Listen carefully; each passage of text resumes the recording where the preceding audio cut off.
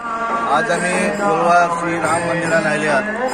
वार्षिक आम्ही हांगा कोलवा राम मंदिरात मोठ्या प्रमाणात रामनवमीचो उत्सव सेलिब्रेशन करतात. आज आमचे बरोबर आमचे आमदार जाल्ले आणि गोयचे मंत्री जितेंद्र वडणकर, आमचे पर्यटन मंत्री आणि परोडचे आमदार रोहनबाब खोटे आयले आसात आणि मोठ्या उत्साहान भाविक हांगा दिसतात. प्रत्येक वर्सा हांगा अशा तरेचे मोठ्या उत्साहान आणि उमेदीन रामनवमी उत्सव कोलवाळे सेलिब्रेट जाता.